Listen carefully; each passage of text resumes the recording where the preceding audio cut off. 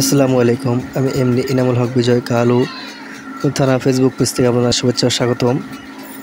আমি আজকে যে বিষয়টি নিয়ে আসছি আপনার সামনে সেটা হলো সরিষা থেকে তেল এবং সরিষা থেকে খোল কীভাবে তৈরি হয় সেই প্রচেষ্টা আপনাকে দেখাবো।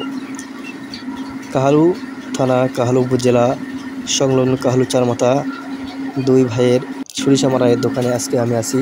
দেখতে পাচ্ছেন সরিষা এখানে দেওয়া হয়েছে।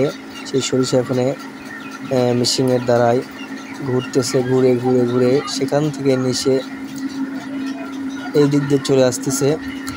এই দিক দিয়ে আসার পরে সেখানে যে ভেতরে ওয়াশ মেশিন আছে সেই মেশিনটা ভেতরে যে পিষ্ট হয়ে এই পাশে তেল বের হচ্ছে।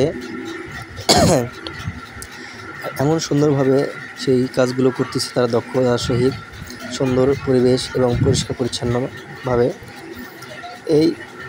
এখান থেকে সরিষা নিচে যাচ্ছে, সেখান থেকে তেল এই পাশে চলে যাচ্ছে।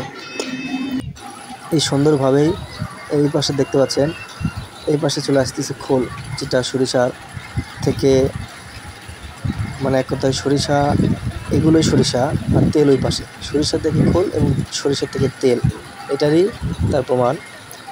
সেই মেশিনের দ্বারাই দেখতে পাচ্ছেন এই ভাইটি সুন্দরভাবে যখন এগুলো এখানে জড়ো হচ্ছে সেগুলো আবার ভেতরে দিচ্ছে, সেগুলো থেকে আবার নতুন করে আবার তেল বের হচ্ছে।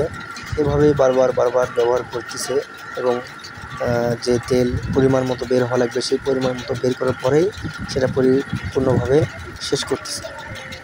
আর এগুলো কারেন্টের মোটর দ্বারা এই যে মেশিনটি চলতেছে সবসময় এখানে শব্দ, সাউন্ড এবং সুন্দরভাবে কাজ দক্ষভাবে তারা করতেছে।